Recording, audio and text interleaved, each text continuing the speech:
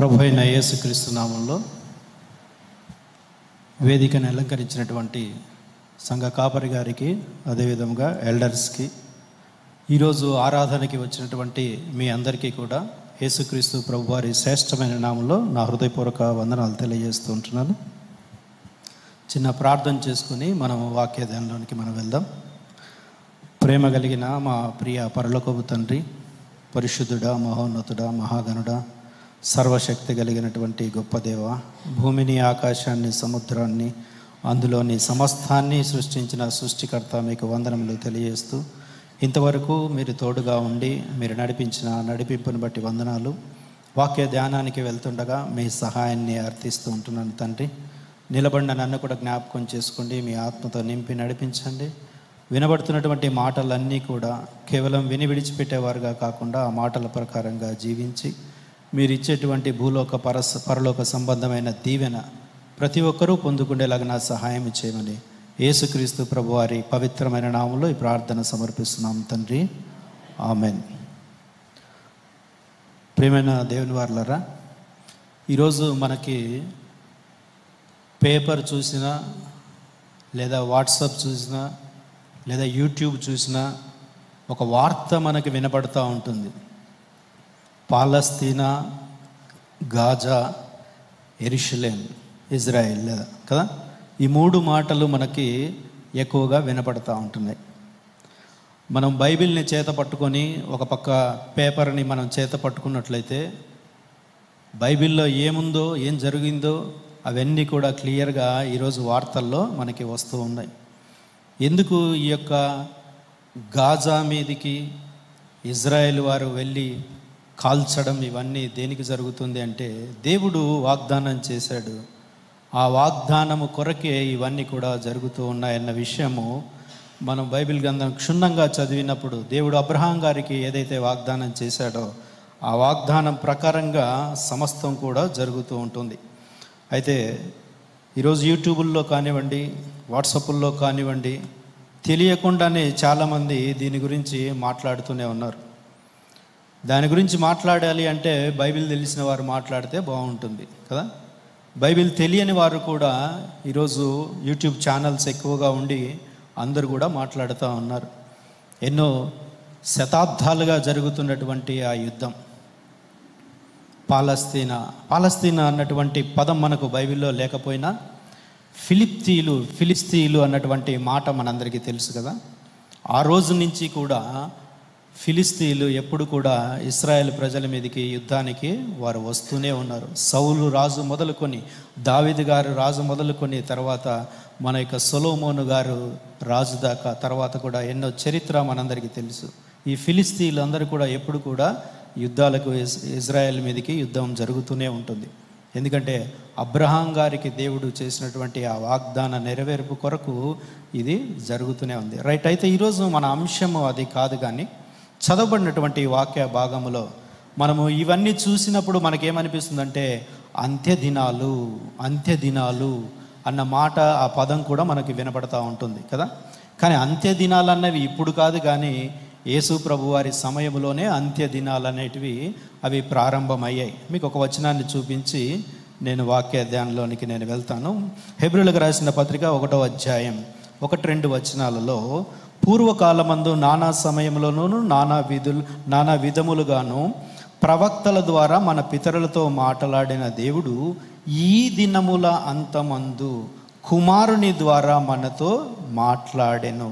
ఈ దినముల అంతమందు కుమారుతో మాట్లాడిన ఆయన కుమారుని సమస్తమునకు వారసునిగా నియమించెను. ఆయన ద్వారానే ప్రపంచములు నిర్మించబడ్డాయి. అందుకే మనకు కొలసీల రాసిన పత్రికలో కూడా కలిగి ఉన్నదేది ఆయన లేకుండా కలగలేదు, సమస్తమును ఆయన ద్వారా ఆయనను బట్టియే అవి కలిగి ఉన్నాయి. ప్రభుత్వములైనను, అధికారులను, ఎత్తైనను, లోతైనను, ఉన్నవైనను, రాబోవైనను, ఇవన్నీ కూడా ఆయన వల్లే మనకు కలిగి ఉన్నాయన్నమాట మనకు తెలుసు. రైట్. అయితే ఇప్పుడు చదవబడినటువంటి వాక్య భాగము మనము తిమోతిలకు రాసినటువంటి మొదటి పత్రిక 4వ అధ్యాయం 1-8 వచనాలు మనం చదువుకున్నాం. అయితే అన్ని వచనాలు మనము చదవడానికి, మనము ధ్యానించడానికి సమయం లేదు, కానీ ఒక 2 వచనాలు మనము ధ్యానం చేసుకోవడానికి మనం ప్రయత్నం చేద్దాం. 4వ అధ్యాయము ఈ యొక్క పత్రిక అపొస్తలుడైనటువంటి పౌలు గారు తిమోతి గారికి 2 పత్రికలు రాశారు. మొదటి పత్రిక, రెండో పత్రిక. అనేక సంఘాలకు ఆయన వ్రాయడం జరిగింది, వ్యక్తులకు కూడా ఆయన వ్రాయడం జరిగింది. అయితే తిమోతి గారు ఈయన యొక్క పరిచర్యలో రక్షింపబడిన తర్వాత తిమోతి గారిని పౌలు గారు ఎన్నుకొని నీవు సంఘానికి ఏ విధంగా ఉండాలి అని చెబుతూ, యవనస్తుల మధ్యలో నువ్వు ఎలా ఉండాలి, సంఘంలో ఎలా ఉండాలి, తర్వాత రాబో కాలంలో నీవు సంఘాన్ని నడిపించాలి కాబట్టి నువ్వు ఎలా ఉండాలి అని అన్ని విషయాలు ఆయనకి చెబుతూ ఈ మాటలు కూడా ఆయన చెప్పడం జరుగుతూ ఉంటుంది. 4వ అధ్యాయము 7-8 వచనాలు, 7-8 వచనాలు నేను చదువుతున్నాను. అపవిత్రమైనటువంటి ముసలమ్మ ముచ్చట్లను విసర్జించి దేవభక్తి విషయములో నీకు నీవే సాధకము చేసుకొనుము. ఎందుకంటే శరీర సంబంధమైనటువంటి సాధకము కొంచెం మటుకే ప్రయోజనకరము, కానీ దైవభక్తి విషయంలో ఇప్పటి జీవము విషయంలోను రాబోవు జీవ విషయములోను వాగ్దానముతో కూడినదైనందున అది అన్ని విషయములో నీకు ప్రయోజనకరము. తిమోతి, నీవు ఆలోచించాలి ఈ విషయము అని చెబుతున్నాడు. ఏందంట? అపవిత్రమైన ముసలమ్మ ముచ్చట్లను ముందు నువ్వు విసర్జించాలి. ఇవి నీ జీవితంలో రాకుండా నీవు చూసుకోవాలి. వచ్చాయంటే దాన్ని నీవు వదిలిపెట్టేసేయాలి. ముసలమ్మ ముచ్చట్లు, రైట్. తర్వాత దైవభక్తి విషయంలో నీకు నీవే సాధన చేయాలి అంటున్నాడు. సాధన అన్న పదం మనకు కొత్త ఏం కాదు కదా. సాధన అంటే దాన్ని నువ్వు ఇంప్రూవ్ చేసుకోవాలి, సాధన చేయాలి, ప్రాక్టీస్ చేయాలి. ఇప్పుడు చూడండి, మన యొక్క చర్చి కాంపౌండ్ బయట పెద్ద గ్రౌండ్ ఉంది. ఆ గ్రౌండ్లో మీరు 5 గంటలకు, 4 గంటలకు లేదా 6 గంటలకు చూడండి, అక్కడ కొంత సాధన జరుగుతూ ఉంటుంది. అందరూ వచ్చి రన్నింగ్ చేసేవాళ్ళు రన్నింగ్ చేస్తూ ఉంటారు, వాకింగ్ చేసేవాళ్ళు వాకింగ్ చేస్తూ ఉంటారు. ఈ గ్రౌండే కాదు కానీ మీరు ఏ గ్రౌండ్ చూసినా కానీ అక్కడ సాధన జరుగుతూ ఉంటుంది. వాకింగ్ చేస్తుంటారు, జాగింగ్ చేస్తుంటారు, స్కిప్పింగ్ చేస్తూ ఉంటారు, బ్రిస్క్ వాక్ చేస్తూ ఉంటారు, మరి తర్వాత వాళ్ళు జంపింగ్ చేస్తూ ఉంటారు. ఎందుకు అవన్నీ కూడా? సాధన, శరీర సంబంధమైనటువంటి సాధన జరుగుతూ ఉంటుంది. ఎందుకంటే ఆరోగ్యంగా వారి యొక్క శరీరాన్ని పెట్టుకోవడం కొరకు సాధన జరుగుతూ ఉంది. అయితే దేవుని వాక్యం ఏం సెలవిస్తూ ఉంది? శరీర సంబంధమైన సాధకము కొంచెము మటుకే ప్రయోజనకరము, కానీ దైవభక్తి అంటున్నాడు చూడండి, దైవభక్తి ఇప్పటి జీవ విషయంలోను రాబోవు జీవ విషయంలోను వాగ్దానముతో కూడినదైనందున అది అన్ని విషయములలో నీకు ప్రయోజనం తిమోతి అంటున్నాడు. ఎందుకంట శరీర విషయములో కొంచెం మట్టుకే ఎందుకు దేవుడు సెలవిచ్చాడు అని మనం ఆలోచిస్తే, యేసు ప్రభు వారు చెప్పినటువంటి మాట, శరీరము కేవలము నిష్ప్రయోజనము, ఆత్మయే జీవింపచేయుచున్నది అన్న మాట మనకు తెలుసు. శరీరము కేవలము నిష్ప్రయోజనం. నువ్వు ఎంత జిమ్ముకి వెళ్ళినా, మంతెన సత్యనారాయణ చెప్పినటువంటి ఆకుకూరలు తిన్నా, ఆయిల్ తగ్గించినా కొంత మట్టికే అది ప్రయోజనకరము. అవి నేను చేయొద్దని చెప్పట్లా. ఎక్సర్సైజ్ చేయండి, ప్రాక్టీస్ చేయండి, జాగింగ్ చేయండి, అన్నీ చేయండి, కానీ అవి కొంత మట్టుకే మనకు ప్రయోజనకరము.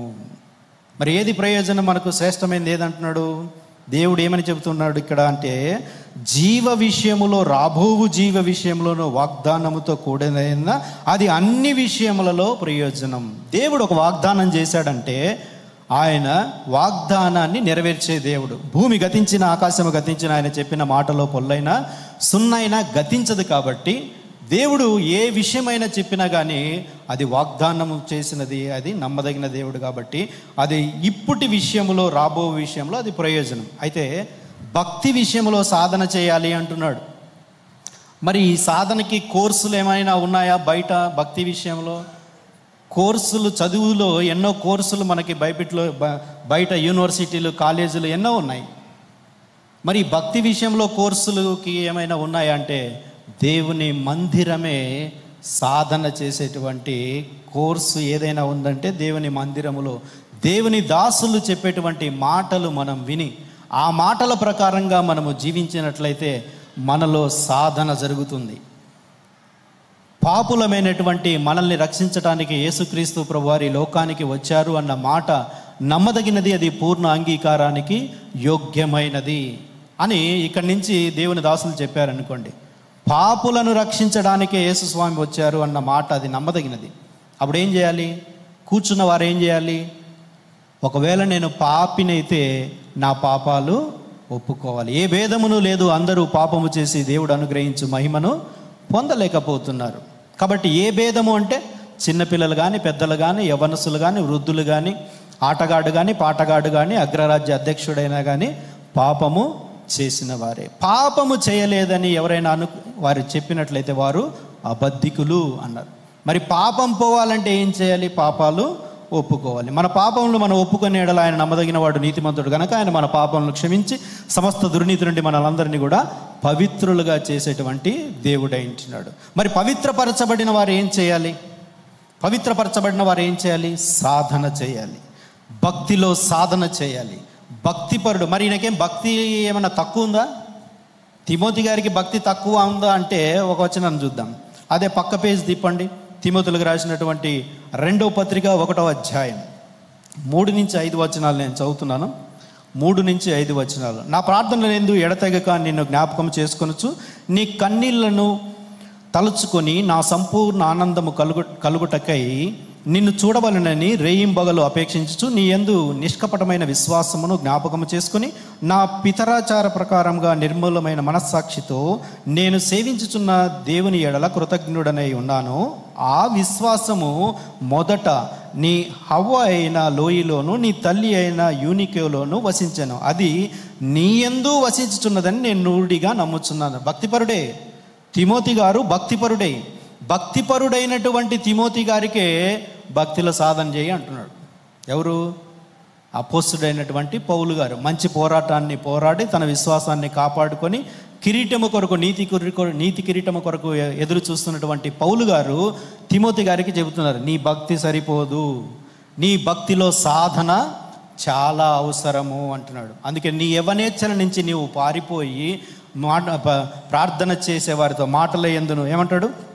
అదే 4వ అధ్యాయంలో, యవ్వనమును బట్టి ఎవడును నిన్ను తృణీకరింపేగో కానీ మాటలోను, ప్రవర్తనలోను, ప్రేమలోను, విశ్వాసంలోను, పవిత్రతలోను విశ్వాసాలకు మాదిరిగా నువ్వు ఉండాలి తిమోతి, సరిపోదు నీ భక్తి అని తిమోతి గారికి పౌలు గారు సెలవిస్తున్నారు. అంటే నువ్వు భక్తిలో సాధన చేయాలి. భక్తిపరుడు ఏం చేస్తాడు? అసలు భక్తిపరుడు ఏం చేస్తాడు? ఇందాక మనం ఆరాధన చేశాం, చక్కటి ఆరాధన చేశాం కదా. అయితే ఆరాధన చేసినటువంటి భక్తిపరుడు దేవుణ్ణి స్తుతిస్తూ, కోరహు కుమారులు ఎలాగైతే ఇంకనూ నేను నా దేవుణ్ణి స్తుతిస్తాను అంటారు. ఆ మాట చూద్దాం, చూడండి. కీర్తనల గ్రంథం 42వ కీర్తనలో భక్తిపరులు సాధన చేసేటప్పుడు చేయవలసినటువంటి మొదటి సాధనగా మనం ఆలోచన చేసినట్లయితే 42వ కీర్తన, వారి జీవితంలో ఎంత కష్టం వచ్చినప్పటికీ కూడా, శత్రువులందరూ కూడా వారిని అవమానంగా మాట్లాడుతున్నప్పుడు కూడా వారు చెప్పినటువంటి మాట ఏమంటున్నారంటే, నా ప్రాణమా దేవుని కొరకు తృష్ణ కోరుచున్నది, జీవం గల దేవుని కొరకు తృష్ణ కోరుచున్నది అని చెప్పిన తర్వాత వారి శత్రువులు అడుగుచున్నారు, నీ దేవుడేమాయను? వారు నిత్యము నాతో అనుచుండగా రాత్రింబగళ్ళు నా కన్నీళ్లు నాకు అన్నపాలములాయను అని చెప్పిన తర్వాత, నా ప్రాణమా నా ప్రాణము నాలో కరిగిపోవచ్చున్నది, నా ప్రాణ నువ్వేళ కురింగి ఉన్నావు, నాలో నీవెందుకు తొందరపడుచున్నావు? దేవుని యందు నిరీక్షణ ఉంచును, ఆయనే నా రక్షణకర్త, నీవు ఆయన నా దేవుడైన చెప్పుకొనొచ్చు, ఇంకనూ నేను ఆయన్ను స్తుతిస్తాను. భక్తిపరులు ఏం చేయాలి? మన జీవితాల్లో ఏ కష్టం వచ్చినా నష్టం వచ్చినా కానీ దేవుణ్ణి స్తుతించడము మాత్రము మనము మర్చిపోకూడదు. కానీ మనం మర్చిపోతాం. మనకేదైనా కష్టం, బాధ, దుఃఖ, వేదన కలిగినప్పుడు దేవుణ్ణి మర్చిపోతాం. కానీ స్తుతి మన స్థితిని మారుస్తుంది. మన స్థితిని మార్చగలిగినది దేవుని యొక్క స్థుతి. ఎరికో పట్టణాన్ని ఏ విధముగా వారు పడగొట్టగలిగారు? కేవలము దేవుణ్ణి స్తుతించడాన్ని బట్టే. మీరు 7 సార్లు, రోజుకొకసారి తిరిగి 7వ రోజు 7 సార్లు తిరగండి, గట్టిగా కేకలు వేయండి, దేవుణ్ణి స్తుతించండి అని యెహోషువ గారు ఎప్పుడైతే చెప్పారో వారి స్థితి మారిపోయింది. అలాగే మనకు కష్టం, దుఃఖం, వేదన కలిగినప్పుడు దేవుణ్ణి స్తుతించగలుగుతున్నామా? మనం నిజంగా భక్తిపరులమైతే ఈ భక్తిలో సాధన ఉందా? ఈ భక్తిలో మనకు సాధన ఉందా? మన ప్రార్థనకు జవాబు రాకపోతే, మన యొక్క అనారోగ్య పరిస్థితి బాగు కాకపోతే, మన అప్పులు తీరకపోతే, మన కష్టాలు అలాగే ఉండిపోతే దేవుణ్ణి స్తుతించగలుగుతున్నామా? యోబు గారు తన జీవితంలో అన్ని కోల్పోయినప్పటికీ కూడా దేవుణ్ణి స్తుతించిన వాడుగా కనపడతా ఉంటున్నాడు, భక్తిపరుడు. అందుకే ఆయన గురించినటువంటి మాట, ఉజూ దేశమందు యోబు అనేటువంటి భక్తిపరుడు, ఆయన యథార్థవంతుడు, దేవుని యందు భయభక్తులు కలిగి చెడుతనాన్ని విసర్జించిన వాడుగా కనపడుతున్నాడు, భక్తిపరుడు. మరి నిజంగా మన భక్తిలో, ఈ భక్తిలో మనం సాధన చేయొద్దంటారా? ఖచ్చితంగా సాధన అవసరం. దేవుణ్ణి స్తుతించే విషయంలో, నా తల్లి గర్భము నుంచి నేను దిగంబరిగా వచ్చిదని దిగంబరిగా వెళ్ళదను, యెహోవా ఇచ్చెను, యెహోవా తీసుకొనను, యెహోవా నామమునకే స్తుతి కలుగునుగాక అన్నాడు భక్తిపరుడు. ఎందుకంటే తన భక్తి తనకు ధైర్యాన్ని పుట్టిస్తుంది. చూడండి ఒక మాట, యోబు గ్రంథం 4వ అధ్యాయం, యోబు గ్రంథము 4వ అధ్యాయము దయచేసి 6వ వచనాన్ని మనం చూడగలిగినట్లయితే, యోబు గ్రంథము 4వ అధ్యాయం 6వ వచనములో, నీ భక్తి నీకు ధైర్యము పుట్టింపదా, నీ యథార్థ ప్రవర్తన నీ నిరీక్షణకు ఆధారము కాదా. ఏం చేస్తుంది భక్తి? భక్తి మనకు ధైర్యాన్ని పుట్టిస్తుంది. అందుకే అన్నాడు, యెహోవా ఇచ్చెను, యెహోవా తీసుకొనెను, యెహోవా నామమునకే స్తుతి కలుగునుగాక అన్నాడు. తన భార్య వచ్చి, ఇంకా యథార్థతను విడిచిపెట్టవా, దేవుణ్ణి దూషించి మరణమైపో అన్నది. మూర్ఖురాలు మాట్లాడినట్టు నీవు మాట్లాడొద్దు అన్నాడు భక్తిపరుడు. మన జీవితాలలో దీన్ని మనము సాధన చేసేవారుగా ఉన్నామా? సాధన చేయాలి. ఇంకా భక్తిపరుడు చేయాల్సినటువంటి, దేవుని మందిరాన్ని విడిచిపెట్టడు భక్తిపరుడు, దేవుని మందిరాన్ని విడిచిపెట్టడు. దావీదు గారు, చిరకాలము నేను యెహోవా మందిరములోనే నివాసము చేసేదను, కృపాక్షేమములే నా వెంట వచ్చును అన్నాడు. భక్తిపరుడు సాధన చేయాల్సింది దేవుని మందిరాన్ని విడిచిపెట్టకుండా సాధన చేయాలి. ఈరోజు దేవుని మందిరానికి ఎంతమంది ఆబ్సెంట్ అయ్యారో నాకైతే తెలియదు, కానీ వారు మందిరాన్ని విడిచిపెట్టారు. కొంతమంది అయితే మానుకుంటున్నారంట, కొంతమంది మానుకుంటున్నారు. చూడండి అన్నమాట, హెబ్రీయులకు రాసిన పత్రిక 10వ అధ్యాయం, హెబ్రీయులకు రాసినటువంటి పత్రిక 10వ అధ్యాయంలో 23వ వచనాన్ని 24వ వచనాన్ని మనం చూస్తే, వాగ్దానము చేసిన వాడు నమ్మదగిన వాడు గనక మన నిరీక్షణ విషయమై మనం ఒప్పుకొనినది నిశ్చలముగా పట్టుకుందాము. కొందరు మానుకొనుచున్నట్టుగా సమాజముగా కూడుట మానక ఒకరినొకడు హెచ్చరించుచు, ఆ దినము సమీపించుట మీరు చూచిన కొలది మరి ఎక్కువగా ఇలాగూ చేయొచ్చు, ప్రేమ చూపుటకును సత్కార్యములు చేయుటకును ఒకరినొకడు పురికొల్పుకోవాలనని ఆలోచింతుము. మానుకుంటున్నారంట. దేవుని మందిరం అంటే మానేస్తున్నారు. చాలా నిర్లక్ష్యం దేవుని మందిరం అంటే చాలామందికి. నిజంగా భక్తిపరులమైతే మనము సమయానికి రావాలి కదా. దేవుని మందిరానికి భక్తిపరులమని మనం చెప్పుకున్నప్పుడు సమయానికి రావాలంటారా వద్దంటారా? ఈ విషయంలో సాధన చేయొద్దు? ఈ విషయంలో సాధన చేయాలన్నా వద్దా? చేయాలి. 10 గంటలకు ఆరాధన అంటే 10 గంటలకు వచ్చేసేయాలి, 9:30కే వచ్చేసేయాలి. ఇక్కడ కూర్చున్నటువంటి పెద్దలందరూ కూడా 9:30కే వచ్చి కూర్చొని ప్రార్థన చేస్తూ ఉన్నారు.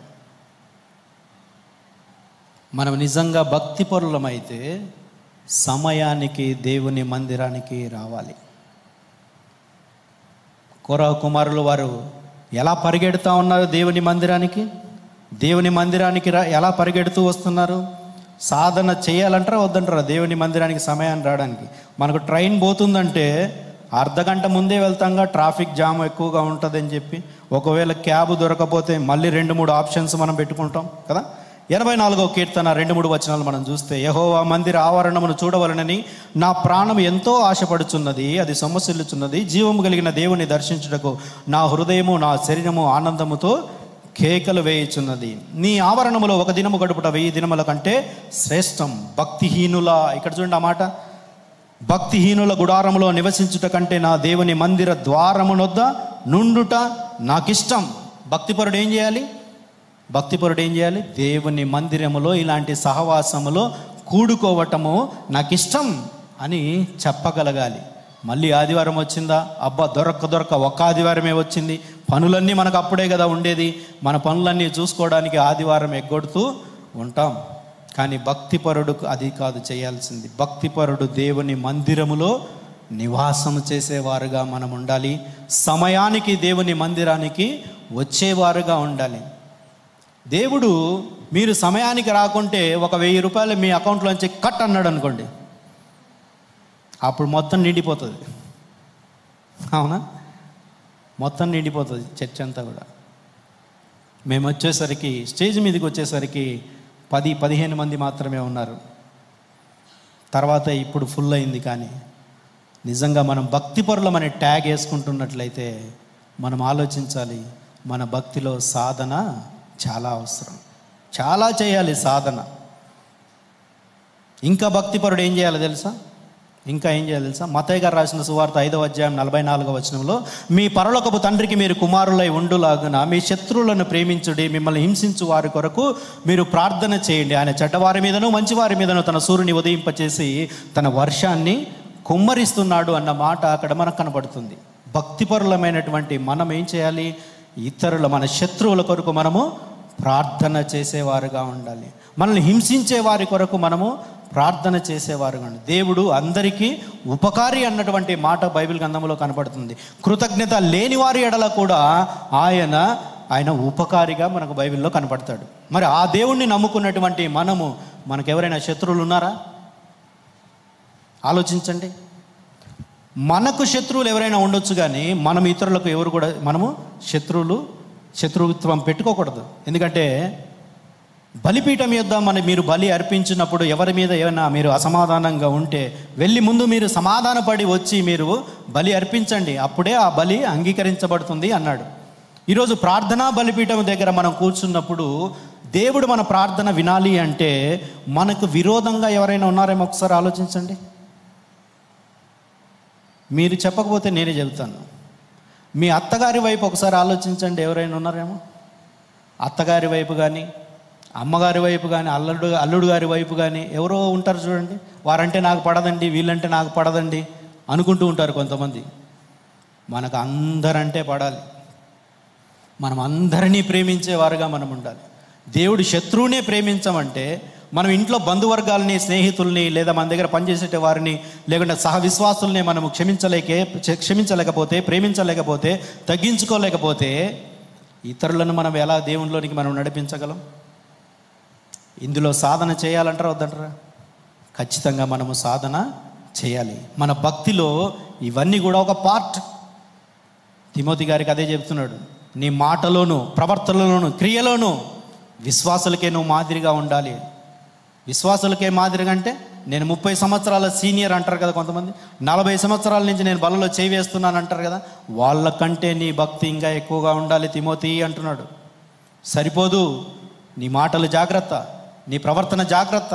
మన ప్రవర్తన ఎలా ఉండాలన్నారు? మత్తయి గారు రాసిన సువార్త 5వ అధ్యాయం 16వ వచనంలో, మనుషులు మీ సత్క్రియలను చూచి పరలోకమందున మీ తండ్రిని మహిమపరచులాగున వారి ఎదుట మీ యొక్క వెలుగును ప్రకాశింపచేయనీయుడి. మన ప్రవర్తన అలా ఉండాలి. ఒకని ప్రవర్తన యెహోవా దృష్టికి ప్రీతికరమైనప్పుడు వాని శత్రువులను సైతం మిత్రులుగా దేవుడు చేస్తానన్నాడు. సామెతల గ్రంథం 16వ అధ్యాయం 7వ వచనంలో ఈ మాట మన కంటికి కనపడుతుంది. కానీ అదే దాంట్లో 25వ వచనంలో మరొక మాట ఉంటుంది, ఒకని మార్గము వాని దృష్టికి యథార్థంగా కనపడును, అయినను తుదకు అది మరణమునకు చేరును అన్న మాట కూడా కనపడుతుంది. అంటే మనమే సర్టిఫికేట్స్ మనము ఇచ్చుకోకుండా దేవుని ఎదుట మన జీవితం సరిగా ఉందా లేదా అని మన భక్తిని ఎప్పటికప్పుడు మనము సాధన చేసుకునేవారుగా ఉండాలి. మరొక సాధన, భక్తిపరుడు దేవుడు మనల్ని లెక్క అడుగుతాడు కాబట్టి జాగ్రత్తగా ఉండాలి అని ఆ విషయంలో సాధన చేస్తాడు. చూద్దామన్నమాట. రోమిలకు రాసినటువంటి పత్రిక 14వ అధ్యాయం.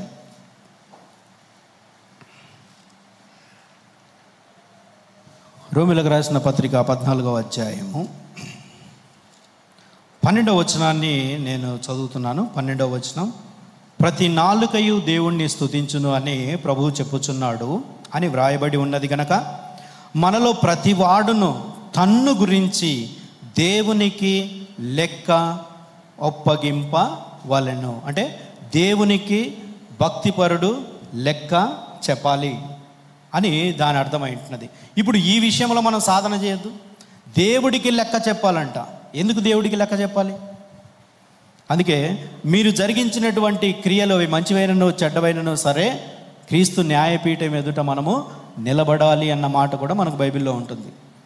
భక్తిపరుడు లెక్క చెప్పాలి అంటున్నాడు. ఎందుకంటే దేవుడు సృష్టిలో అన్నీ కూడా ఆయన ఒక క్రమం ప్రకారంగా, ఒక లెక్క ప్రకారంగా దేవుడు సృజించినట్టు మనందరికీ తెలుసు కదా. దేవుడు మొదటి దినం, రెండో దినం, మూడో దినం అలా ఆ లెక్క చెబుతున్నాడు చూడండి.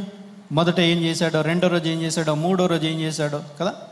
ఈ లెక్క చెబుతూ ఆరు రోజులు ఏం చేశాడో చెప్పాడు. ఏడో రోజు ఆయన విశ్రాంతి తీసుకున్నట్టు ఒక లెక్క కనబడుతుందా లేదా? కనబడుతూ ఉంది. అంటే దేవుడికి కొన్ని లెక్కలు అనేటివి మనకు కనబడుతూ ఉన్నాయి. అయితే నోవాహు గారు ఓడ కట్టేటప్పుడు కూడా ఆయన లెక్క కట్టి చెప్పాడు, లెక్కలు చెప్పాడు. ఇంత పొడుగు ఉండాలి, ఇంత వెడల్పు ఉండాలి, ఇంత హైట్ ఉండాలి. ఆ లెక్కలన్నీ మనకు 6వ అధ్యాయంలో మనకు కనపడతాయి. అంటే మొత్తానికైతే దేవుడు కొన్ని లెక్కలు చెబుతున్నట్టు మనకు అర్థమవుతూ ఉంది. భక్తిపరుడు దేవుని ఎదుట లెక్క అప్పగించాలి. ఇందాక మంచి పాట పాడాం మనం కదా. దేవుడు ఎంత ప్రేమ కలిగిన దేవుడు, ఎంత ప్రేమమయుడు వర్ణించలేమని మొదటి పాట పాడారు. నిజంగా ప్రేమమయుడే దేవుడు. ఎందుకంటే భూమికి ఒక ఆజ్ఞ ఇచ్చాడు దేవుడు, నీవు పంటలు పండాలి అని చెప్పి దేవుడు ఒక ఆజ్ఞ ఇస్తే ఆ పంటలు పండుతున్నాయి కనుకనే ఈరోజు మనకు రైతు బజార్ వచ్చేసింది. మనం చక్కగా ఆ రైతు బజార్కి వెళ్ళేసి అన్నీ కొనుక్కొని ఫ్రిడ్జ్లో పెట్టేసి చక్కగా మనము తింటా ఉన్నాం. మంచి ఫలాలు కానివ్వండి, ఆకుకూరలు కానివ్వండి, అన్నీ కూడా చక్కగా దేవుడు అనుగ్రహించాడు. ఓన్లీ ఆకుకూరలతో మనల్ని తృప్తిపరచక మళ్ళీ నాన్ వెజిటేరియన్ మనకు బాగా ఇష్టం కాబట్టి ఆ నాన్ వెజ్ కూడా ఇచ్చాడు. ఒకరికి చికెన్, ఒకరికి మటను, ఇంకొకరికి ఫ్రాన్స్, ఇలా అన్నీ ఇష్టం కదా. ఎంత ప్రేమ కలిగిన దేవుడు అంటే పశువులకేమో గడ్డి పెట్టాడంట, మనుషులకేమో కూర మొక్కలు పెట్టాడంట. ఆ మాట ఉంది బైబిల్లో. చదువుదాం ఆ మాట. 104వ కీర్తన 14వ వచనంలో చూడండి.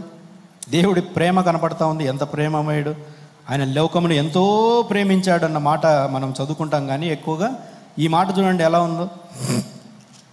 104వ కీర్తన 14వ వచనములో, పశువులకు గడ్డిని నరుల ఉపయోగమునకు కూర మొక్కలు ఆయన మొలిపించుచున్నాడు. అంటే ఎవరికి ఏది కావాలో అది మొలిపించాడు. ఒకవేళ దేవుడు పశువులకు కూర మొక్కలు, మనిషి ఉపయోగానికి గడ్డి అన్నాడు అనుకోండి, మన ఇళ్ళలో ఏముండేది? అంత గడ్డే కదా. రైతు బజార్ అంతా గడ్డే. ఎవరైనా ఇంటికి వచ్చినప్పుడు, బ్రదర్ మీరు ఏ గడ్డి తింటారు? పచ్చిగడ్డే, ఎండియా, ఏది? ఇంకా మన ఇంట్లో అంతా అదే ఉండేది. కానీ దేవుడు ఎంత ప్రేమ కలిగిన దేవుడు, మనకు అన్ని రుచికరమైనటువంటి ఆహారాన్ని దేవుడు మనకు అనుగ్రహిస్తూ ఉంటున్నాడు కదా. ఇంత గొప్ప దేవుడికి ఆయన లెక్క ప్రకారముగా దేవుడు అన్నీ కూడా చేస్తూ వచ్చాడు. చూడండి, సూర్యచంద్ర నక్షత్రాలు సృష్టిని గురించి మనం ఆలోచించినప్పుడు మనం ఒకే కాలము ఉంటే తట్టుకోలేం కాబట్టి కాలాలు పెట్టాడు కదా. వర్షాకాలం, ఎండాకాలం, చలికాలం, ఇలా దానికి కూడా ఒక లెక్కగా దేవుడు పెట్టాడు. ఒకవేళ కంప్లీట్ ఎండాకాలమే ఉందనుకోండి, మనిషి బతకగలుగుతాడా? బతకలేడు. ఓన్లీ కంప్లీట్ వర్షమే ఉందనుకోండి, చలే ఉందనుకోండి, ఇంకా చలి గురించి ఇంకా ఒక 2 నెలలు దాటితే చలి పులి అని పేపర్లో రాస్తాడు. ఎముకలు కొరికే చలి అంటాడు కదా. ఇలాంటివన్నీ కూడా మనం ఈ పదజాలాల్లో మనం వింటూ ఉంటాం. ఎందుకంటే ఒకే కాలం ఉంటే మనం తట్టుకోలేం కనుకనే దానికి ఒక లెక్క పెట్టాడు. వర్షాకాలం, ఎండాకాలం, చలికాలం అని ఎంత లెక్కలు కరెక్ట్గా దేవుడు పెట్టాడు చూడండి. మనం ఇప్పుడు చూడండి, నక్షత్రాల గురించి కూడా ఆలోచిస్తే బైబిల్లో చక్కటి పాట కూడా రాశారు. దేవునికి స్తోత్రము గానము చేయుట ఎంతో మంచిది అని చెబుతూ నక్షత్రముల సంఖ్యను ఆయన నియమించి ఉన్నాడు, వాటికన్నిటికీ పేర్లు పెడుతున్నాడు అన్న మాట మనకు 148వ కీర్తన అనుకుంటా 4వ వచనం చూద్దాం. అన్నమాట ఎంత చక్కగా దేవుడు వీటన్నిటిని కూడా లెక్కతో సహా అంటున్నాడు చూడండి. 147వ కీర్తన 4వ వచనంలో నక్షత్రముల సంఖ్యను ఆయన నియమించి ఉన్నాడు, వాటన్నిటికీ పేర్లు పెడుతున్నాడంట. సంఖ్య అన్న మాట చూడండి, అంటే ఒక లెక్కగా కనబడుతూ ఉంటుంది. మనకిప్పుడు సిటీలో మనకు నక్షత్రాలు కనపడవు, కానీ పల్లెటూర్లలో మంచం మీద వేసుకొని రాత్రిపూట పడుకుంటే ఎన్నో నక్షత్రాలు చక్కగా కనపడతా ఉంటాయి. ఒక నక్షత్రానికి మరొక నక్షత్రానికి చాలా దూరం ఉంటుంది, కానీ పక్క పక్కనే మనకు ఉన్నట్లుగా మనకు కనపడుతూ ఉంటుంది. అయితే వాటన్నిటికీ పేర్లు పెట్టాడంట, పేర్లు పెట్టాడు. నేను యేసు ప్రభు వారిని సొంత రక్షకుడుగా అంగీకరించక ముందు హైందవ సాంప్రదాయం ప్రకారము, మేము హైందవులము కనుక రమణమూర్తి నా పేరు, హైందవ సాంప్రదాయం ప్రకారంగా నా వివాహం జరిగింది. తర్వాత నేను ప్రభువుని 1 year తర్వాత, నా వివాహమైన 1 year తర్వాత నేను ప్రభువుని సొంత రక్షకుడుగా అంగీకరించడం జరిగింది. అయితే ఈ నక్షత్రాల గురించి వచ్చినప్పుడు టాపిక్ వచ్చింది కాబట్టి చెబుతున్నాం. ఇప్పుడు ఈ వివాహాలు, మా వివాహాలు ఎప్పుడు జరుగుతాయి అంటే మార్చి, ఏప్రిల్, మే, లాస్ట్ జూన్ ఈ తారీఖు ఈ దాంట్లోనే జరుగుతాయి. ఎందుకంటే అప్పుడు ఒక నక్షత్రం వస్తుంది. మా వివాహం అయిన వెంటనే మమ్మల్ని బయటికి తీసుకెళ్తారు. బయటికి తీసుకెళ్ళిన తర్వాత అయ్యగారు కనబడుతుందా నక్షత్రం అంటాడు. కనబడకపోయినా మేము కనబడిందని చెప్పాలి, ఎందుకంటే మాకు భోజనం పెట్టరు. అది కనపడిందంటేనే భోజనం పెడతారు. కనబడకపోయినా కనబడిందని చెప్పాలి, ఇలా కనబడుతుంది అంటాం ఇద్దరం. తర్వాత ఆల్బమ్ ఇంటికి వస్తుంది. ఇంటికి వచ్చినప్పుడు అక్కడ నక్షత్రం పెట్టుంటుంది. ఏంటిది అప్పుడు ఏం కనపడలేదు అంటే దాని పేరే అరుంధతి నక్షత్రం అన్నది ఆ కాలంలో వాటి కాలంలో చొప్పున అన్నది బైబిల్లో ఉంటుంది. ఆ మాట చూపిస్తాను మీకు. యోబు గ్రంథం, యోబు గారు రాసినటువంటి గ్రంథములో ఒక మాట వాటి కాలంలో. ఈ గ్రంథం చదివినప్పుడు నాకు చక్కగా అర్థమైంది, దేవుడు వీటన్నిటినీ కూడా ఆయన పేర్లు పెట్టి పిలుస్తూ ఉన్నాడు. చూడండి 38వ కీర్తన, యోబు గ్రంథం 38వ అధ్యాయము 31వ వచనాన్ని మనం చూస్తే యోబు గారితో దేవుడు మాట్లాడుతూ, కృత్తికా నక్షత్రములను నీవు బంధింపగలవా? మృగశీర్షిక కట్లను విప్పగలవా? వాటి కాలముల చొప్పున నక్షత్ర రాసులను వచ్చున్నట్లు చేయగలవా? సప్తర్షి నక్షత్రము వాటి ఉపనక్షత్రము నీవు నడిపింపగలవా? వాటి కాలముల చొప్పున అన్నాడు చూడండి. అప్పుడు నాకు ఇది గుర్తుకొచ్చింది. వాటి కాలముల చొప్పున అంటే అరుంధతి నక్షత్రం అన్నది మా వివాహ టయానికి అక్కడికి అది వస్తుంది. అందుకే ఆ టైంలో అది వారు పెట్టడం జరిగింది. రైట్. అయితే పాయింట్ ఏంటంటే దేవుడు నక్షత్రాలకి సంఖ్య నియమించి ఉన్నాడు, వాటికి పేర్లు కూడా దేవుడు పెడుతున్నాడు. అంటే ఒక లెక్కగా మనకు కనపడుతుంది చూడండి. అంతేకాకుండా నరునికి కూడా ఒక లెక్క ఇచ్చాడు దేవుడు. నరునికి కూడా దేవుడు ఒక లెక్క ఇచ్చాడు. ఏంటది? దావీదు గారు తను ప్రార్థన చేస్తూ 139వ కీర్తన 16వ వచనంలో, నేను పిండమునై ఉండగా నీ కన్నులు నన్ను చూచెను, నియమింపబడినటువంటి దినములలో ఒక్కటైనను కాకమునుపే నా దినములన్నీయు నీ గ్రంథములో లిఖితమాయను అన్నాడు. లెక్క చెబుతున్నాడు చూడండి, ఆయన దినాలు చెబుతున్నాడు చూడండి. నేను పిండముగా ఉండగా నీ కన్నులు నన్ను చూశాయి, నియమింపబడిన దినములలో ఒక్కటైనను కాకమునుపే నా దినాలు లెక్క, నా దినాలు నీ గ్రంథములో లిఖితమాయను అన్నాడు. దారిని పోయే దానయ్య కాదండి, దావీదు మహారాజు అంటున్నాడు, నాకు ఒక లెక్క పెట్టావు ప్రభువా, నేను భూమి మీద ఎన్ని దినాలు బ్రతకాలో నువ్వు నాకు ఒక లెక్క పెట్టావు. అవును, నరుని ఆయుష్కాలం పరిమితి కలదు, మించజాలని వయోపరిమాణము నీవు వానికి నియమించి ఉన్నావు అంటాడు యోబు భక్తుడు 14వ అధ్యాయము 5వ వచనములో. చూద్దామన్నమాట. అంటే నరునికి ఆయుష్ కాలం అనేది ఉంది, దాన్ని లెక్క కట్టాడంట దేవుడు, అది మించజాలదు అంటున్నాడు 14వ అధ్యాయం 5వ వచనంలో. నరుల ఆయుష్ కాలము పరిమితి కలది, వారి నెలల సంఖ్య నీకు తెలిసే ఉన్నది, మించజాలని వయోపరిమాణము నీవు వానికి నియమించి ఉన్నావు. మించజాలదు. నరుని యొక్క ఆయుష్ కాలము దేవుడు ఇంత అని డిసైడ్ చేశాడు అనుకోండి, అంతే. ఇంకా కొంతమందితో చూడండి, మనము రాత్రి మాట్లాడుతూ ఉంటాం. రాత్రి మాట్లాడిన తర్వాత పొద్దున్నే వాళ్ళ ఇంటి ముందు ఒక టెంట్ కనబడుతుంది. అరే ఏమైందంటే హార్ట్ అటాక్. ఆ రాత్రి వరకే దేవుడు ఆ దినాలు లిఖించేశాడు. కొంతమంది యాక్సిడెంట్లు అవుతూ ఉంటాయి కదా. ఈరోజు మనకు వాట్సాప్లో, యూట్యూబ్లో మనం చూస్తూ ఉంటాం. కొన్ని ఉత్సవాలప్పుడు కొంతమంది డ్యాన్స్ వేస్తుంటారు, టకామని పడిపోతూ ఉంటారు. ఇవన్నీ చూస్తూనే ఉంటారుగా, యాక్సిడెంట్ల విషయంలో కానివ్వండి. అంతెందుకు, క్రీడాకారులు బౌలింగ్ చేస్తూ వారి గుండె పట్టుకోవడం, షటిల్ ఆడుతూ వారి గుండె పట్టుకోవడం, అక్కడి వరకే ఆయుష్. దేవుడు నరుడికి ఇచ్చినటువంటి ఆయుష్ కాలం పరిమితి కలదు అన్నాడు, అది మించజాలదు. ఒక లెక్క రాసేసాడు దేవుడు. ఈరోజు నీవు పిండంగా ఉన్నప్పుడు, నేను పిండంగా ఉన్నప్పుడు దేవుడు లెక్క రాసేశాడు. అది ఎన్ని దినాలో మనకు తెలియదు, నెలలతో సహా అంటున్నాడు దేవుడు. ఒకప్పుడు బైబిల్ ప్రకారం మనం ఆలోచిస్తే 968 రోజులు, 968 మెతూషెల గారు బ్రతికిన కాలం 969, 969 సంవత్సరాలు. ఎక్కువ కాలం ఆయన బ్రతికారు కదా. తర్వాత ఆయుష్ కాలం చూడండి, ఆదాము గారు వచ్చేసరికి ఆ కాలం తగ్గిపోయింది, 930కి పడిపోయింది. తర్వాత ఇంకా మనం ఆలోచిస్తే అలా మోషే గారి కాలానికి కానివ్వండి, నోవాహు గారి కాలానికి కానివ్వండి, నోవాహు గారి కాలానికి 120కి కుదించాడంట దేవుడు. ఆ మాట ఉంది బైబిల్లో. చూద్దామా? ఆదికాండం 6వ అధ్యాయం. దేవుడు కుదించినటువంటి ఆయుష్ని మనం చూస్తే అక్కడ 6వ అధ్యాయము 3వ వచనంలో, అప్పుడు యెహోవా నా ఆత్మ నరులతో ఎప్పుడు వాదించదు, వారు తమ అక్రమ విషయంలో నరమాత్రులై ఉన్నారు, ఆయనను వారి దినములు 120 ఏండ్లు 120 అన్నాడు కదా. అయితే మోషే గారి కాలానికి వచ్చేసరికి మోషే గారు ఒక ప్రార్థన చేస్తారు. అయ్యా, మాకు జ్ఞాన హృదయము కలగజేయము, మా దినములు లెక్కించుట మాకు నేర్పించుము, మా ఆయుష్కాలము 70 సంవత్సరములు, అధిక బలమున్న ఎడల 80 అన్నాడు. మోషే గారి కాలానికి ఎంత ఆలోచించాడు ఆయన? 80 అన్నాడు. తర్వాత జనరేషన్లో వచ్చినటువంటి దావీదు గారు ఏమన్నారు? మా యొక్క దినాలు బెత్తెడంత నీడలాగున్నాయన్నాడు. మీరు బైబిల్ చదివినప్పుడు మనకు అర్థమవుతుంది. అయితే ఇవంతా పాత నిబంధన గ్రంథం. కొత్త నిబంధన గ్రంథంకి వస్తే యాకోబు గారు ఏమన్నారు? రేపు ఏమి సంభవించినో మీకు తెలియగనక మీ జీవం ఏ పాటిది కొంతసేపు కనపడి అంతలో మాయమైపోయే ఆవిరి అన్నాడు. అంటే నరుని ఆయుష్కాలము ఆవిరితో పోలుస్తున్నారు భక్తులు.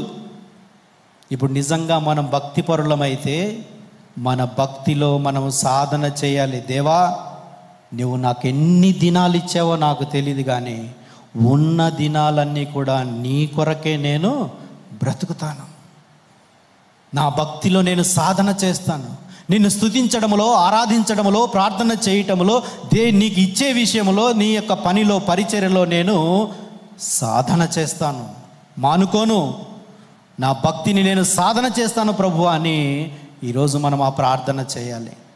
నిజంగా మనం భక్తి పరులమైతే దేవుడు ఇచ్చినటువంటి గ్రేట్ కమిషన్, సర్వలోకమునకు వెళ్ళి సర్వ సృష్టికి మనము సువార్తను ప్రకటించాలి. మరి ప్రకటిస్తున్నామా మనం? సర్వలోకానికి పక్కన పెట్టండి, మన బంధువర్గాలలో మనము దేవుని సువార్తను మనం ప్రకటించగలుగుతున్నామా? ఎవరికైనా మనం ప్రకటిస్తున్నామా? మనం రక్షింపబడి ఎంత కాలమైంది? బ్రదర్, నాకు చెప్పడం రాదు బ్రదర్ అన్నారనుకోండి, చెప్పడము రాకుంటే జీవించి చూపించు. చెప్పడము రాకుంటే జీవించి చూపించాలి. దానియేలు గారు సువార్త ఏం ప్రకటించినట్టు మనకు కనపడదు బైబిల్లో. ఆయన జీవించి చూపించాడు. అందుకే భక్తిపరుడు అన్న మాట కనబడుతుంది. చూడండి ఆ మాట, దానియేలు గ్రంథం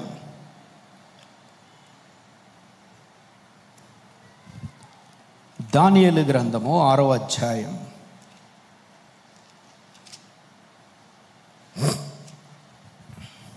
23వ వచనం. మనందరికీ బాగా ఈ యొక్క యథార్థ గాథ తెలుసు కనుక నేను స్టోరీ అని అనను, ఎందుకంటే ఇది యథార్థ గాథ కాబట్టి, జరిగిన సంఘటన కాబట్టి. ఇది సండే స్కూల్ నుంచి ప్రతి ఒక్కరికి తెలిసినటువంటి సంఘటన. ఆయన ముమ్మారు ప్రార్థన చేస్తారు. ఆ ప్రార్థన రాజుకు తప్ప మరొకరికి విజ్ఞాపన చేసి తీసుకుపోయి సింహబోన్లో వేస్తారు అన్నమాట. సింహబోన్లో వేయడము, తర్వాత రాజు చింతాక్రాంతుడై తన ప్రోగ్రామ్స్ అన్ని క్యాన్సిల్ చేసి ఆ ఉదయం ఎప్పుడైతుందా అని చెప్పి గృహ దగ్గరికి వచ్చిన తర్వాత, నిత్యము నీవు సేవించుతున్న దేవుడు నిన్ను రక్షింపగలిగిన దానియేలు అని చెప్పినప్పుడు దానియేలు గారి స్వరం వినపడతా ఉంటుంది. ఏమని వినపడుతుందో ఒక్కసారి మనం చూద్దాం. చూడండి, 21వ వచనాన్ని మనం చూస్తే, అందుకు దానియేలు, రాజు చిరకాలము జీవించునుగాక, నేను నా దేవుని దృష్టికి నిర్దోషంగా కనబడుతున్న గనక ఆయన తన దూతలను నంపించి సింహములు నాకు ఏ హానియు చేయకుండా వాటి నోళ్లను మోయించెను. రాజా, నీ దృష్టికి నేను ఏ నేరమును చేసిన వాడను కాదు కదా అనెను. రాజు ఇందుని గురించి సంతోషభరితుడై దానియేలును గుహలో నుండి పైకి తీయుడని ఆజ్ఞేయగా బంట్రోతులు దానియేలును బయటికి తీసిరి. అతడు తన దేవుని యందు భక్తి గలవాడైనందున అతనికి ఏ హానియు కలగలేదు. భక్తి గలవాడు. చూడండి ఆ మాట ఎలా ఉందో. మరి ఈ భక్తి కలిగినటువంటి దానియేలు గారు సువార్త ప్రకటించలేదు. షడ్రక్, మేషక్, అబేద్నగోలు వారి జీవితాన్ని కూడా మనం ఆలోచిస్తే, వారు సాక్షులుగా దేవుని ఎదుట వారు నిలబడినట్టుగా మనం చూస్తూ ఉంటాం. అంటే మనం ప్రకటించలేకపోయినా కానీ మన జీవితమే ఒక సువార్తగా ఉండాలి. ప్రజలు మత్తయి సువార్త, మార్కు సువార్త, లూకా సువార్త, యోహాన్ సువార్తను చదవరు. మన సువార్త మనల్ని చదువుతారు. అలా చదివినప్పుడు మన జీవితం ఎలాగుంది? భక్తిపరులు లాంటి మన జీవితం ఉంటుందా, లేకుంటే ఎలా ఉంది? దేవుడు అన్ని లెక్కలు మనం చూసాం కదా. మరి దేవుడు లెక్క అడుగుతాడు ఒకరోజు. మనము పైకి భక్తి గలవారై ఉండి దాని శక్తిని ఆశ్రయించలేని వారమైతే ఎలా? అందుకే ఇదే తిమోతికి ఆయన రాస్తూ 2 తిమోతి 3వ పత్రికలో 3వ అధ్యాయంలో, అంత్య దినముల యందు అపాయకరమైన కాలములు వచ్చునని ఎరిగి మనుషులు స్వార్థప్రియులు, ధనాపేక్ష గలవారు, బింకములాడువారు, కృతజ్ఞత లేనివారు, తల్లిదండ్రులకు అవిధేయులు, అజిచేంద్రులు, ఈ లెక్కంతా రాసిన తర్వాత దేవుని కంటే సుఖానుభవాన్ని ఎక్కువగా ప్రేమించేవారు, పైకి భక్తి గలవారుగా ఉండి దాని శక్తిని ఆశ్రయించలేని వారుగా ఉన్నారు అని అదే తిమోతికి ఆయన రాస్తారు. అలాంటప్పుడు మనం కూడా పైకి భక్తి గలవారంగా కాకుండా దాని శక్తిని ఆశ్రయించాలి. దేవుడు ఎంత శక్తి కలిగిన దేవుడో మన జీవితాల్లో అనుభవించిన వారుగా మనం ఉండాలి. పైకి కాదు భక్తి, లోతుల్లోకి తన్నుకొని వెళ్ళాలి భక్తి. చిన్న కష్టం వస్తే, బాధ వస్తే దేవుణ్ణి దూషించడం కాదు, దేవుని మీద ఆధారపడడం మనం నేర్చుకోవాలి. దేవుడు ఎంత గొప్ప దేవుడు అంటున్నాడు. ఇందాక చెప్పాను కదా, భూమి గతించిన, ఆకాశము గతించిన, ఆయన చెప్పిన మాటల్లో పొల్లైనా సున్నైనా గతించదు. దేవుడు ఒకరోజు మనల్ని లెక్క అడగబోతున్నాడు. భక్తిపరుడు లెక్క చెప్పాలి. మనుషులు ఒక్కసారి మృతి పొందవలను, అటు తర్వాత తీర్పు జరుగును అన్న మాట మనకు హెబ్రీయులకు రాసిన పత్రిక 9వ అధ్యాయం 27వ వచనంలో మనకు కనపడుతుంది. కాబట్టి ఎంత జాగ్రత్తగా ఉండాలి, మన భక్తి జీవితాన్ని ఎంత జాగ్రత్తగా పెంపార చేసుకునే వారంగా ఉండాలి. భక్తి జీవితం అంటే ఆషామాషి కాదు. దేవుడు ఏది చేయమన్నాడో అది చేయాలి, ఏది చేయొద్దంటున్నాడో అది చేయకుండా మన భక్తి జీవితాన్ని మనం కాపాడుకునే వారంగా ఉండాలి కదా. బైబిల్ పట్టుకున్న వారందరూ భక్తిపరులు కాదు. మందిరానికి వచ్చినంత మాత్రాన మనం భక్తిపరులం కాదు. ఆ బైబిల్లో రాసిన మాటల ప్రకారంగా మనము జీవిస్తేనే మనం నిజంగా భక్తిపరులం. ఒకవేళ బోధించినా కానీ, నేను బోధించి నా ఇష్టానుసారంగా బ్రతికాను అనుకోండి, అది కూడా భక్తి కాదు. అది కూడా భక్తి కాదు. బోధ ప్రకారం మనం జీవించాలి, అప్పుడే మనం భక్తిపరులం. లెక్క చెప్పాలి అన్న మాట కనపడుతుంది చూడండి. మంచి, ఇంకా మనకు కొరింథీయులకు రాసిన పత్రికలో మంచి మాట ఉంటుంది, చూద్దాం. కొరింథీయులకు రాసినటువంటి 2వ పత్రిక 5వ అధ్యాయం 10వ వచనాన్ని మనం చూస్తే, ఎందుకనగా తాను జరిగించిన క్రియల చొప్పున అవి మంచివైనను సరే, చెడ్డవైనను సరే, దేహముతో జరిగించిన వాటి ఫలము ప్రతివాడు పొందునట్లు మనమందరము క్రీస్తు న్యాయపీఠము ఎదుట ప్రత్యక్షము కావాలి అంటున్నాడు చూడండి. ఎందుకు ప్రత్యక్షం కావాలి? దేవుడు లెక్క, న్యాయపీఠం ఎదుట లెక్క మనము చెప్పాలి. పిల్లలకి మనం స్కూల్కి పంపిస్తాం, వాడికి టై వేస్తాం, షూ వేస్తాం, చక్కటి యూనిఫామ్ వేస్తాం. పాపం తల్లులు చక్కగా వాడికి ఒక టిఫిన్ బాక్స్ కడతారు. వాళ్ళు నిద్రపోయినా నిద్ర లేకపోయినా పొద్దున్నే లేచి టిఫిన్ బాక్స్ కడతారు. చక్కగా ఆటో మాట్లాడి వాడిని, ఆటో అయితే ఆటో, లేదా తండ్రి అయితే తండ్రి వెళ్ళి డ్రాప్ చేస్తాడు. ఇలా సంవత్సరం అంతా కూడా వాడిని చక్కగా తీసుకొని వచ్చిన తర్వాత వాడిని తల్లిదండ్రులు లెక్క ఏమడుగుతారు? ప్రోగ్రెస్ రికార్డ్ ఎదిరా అంటారు. అడుగుతారా లేదా? లెక్క చెప్పాలి. వాడు ఏం చదివేవరా నువ్వు? వాడికి అన్ని 0 మార్కులు లేకుంటే చాలా తక్కువ మార్కులు వచ్చాయనుకో, తప్పెవరిది? తల్లిదండ్రులది ఏమాత్రం కూడా తప్పు లేదు, తప్పంతా స్టూడెంట్దే.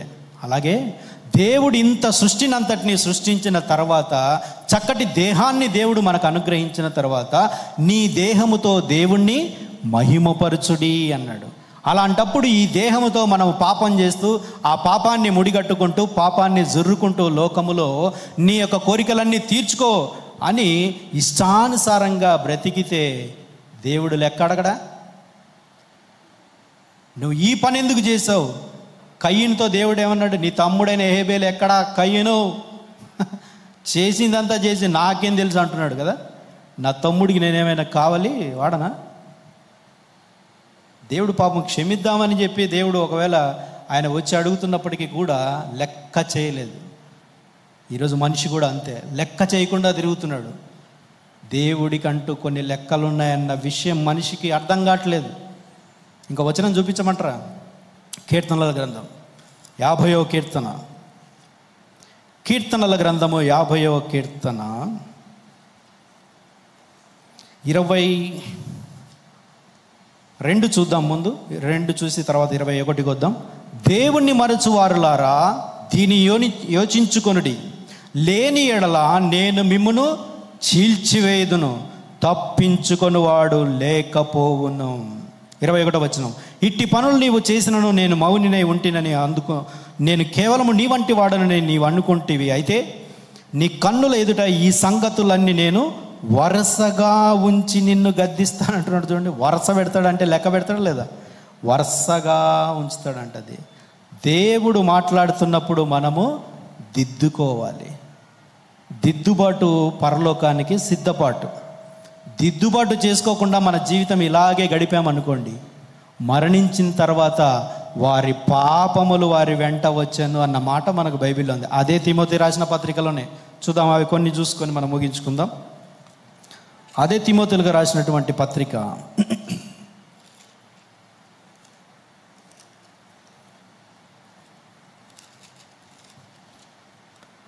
1వ పత్రిక 5వ అధ్యాయం 5వ అధ్యాయం 24వ వచనం, కొందరి పాపములు తేటగా బయలుపడి న్యాయపు తీర్పునకు ముందుగా నడుచుచున్నవి, మరికొందరి పాపములు వారి వెంట వెళ్ళుచున్నాయట. పాపం చేసిన వారి యొక్క పాపము అవన్నీ కూడా వారి వెంట వెళ్తున్నాయి. ఇప్పుడు మన వెంట ఏం రావాలి? మన వెంట దేవుని క్రియలు రావాలి. మనం దేవుని కోసం ఏం చేశామో అవి మన వెంట రావాలి. పాపాలు మన వెంట రాకూడదు. కాబట్టి పాపానికి దూరంగా ఉండాలి, పరిశుద్ధతకు దగ్గరగా ఉండాలి. భక్తి పరులమని మనము చెప్పుకుంటున్నప్పుడు మన భక్తిలో సాధన ఎంతో అవసరం. శరీర సంబంధమైనటువంటి సాధన కొంచెం మటుకే ప్రయోజనం. జిమ్ముకి వెళ్ళినోడు మరణించాడా లేదా? కర్ణాటక హీరో ఏం పేరు? ఆయన పేరు పునీత్ రాజ్ కుమార్ జిమ్ బ్రహ్మాండంగా చేస్తాడు. ఆ ఏజ్లో కూడా చాలా చక్కగా చేస్తాడు. జిమ్ముకి వెళ్ళినా కానీ మరణం వస్తుంది, ఇంటికాడ గమ్మున కూర్చున్నా కానీ మరణం వస్తుంది.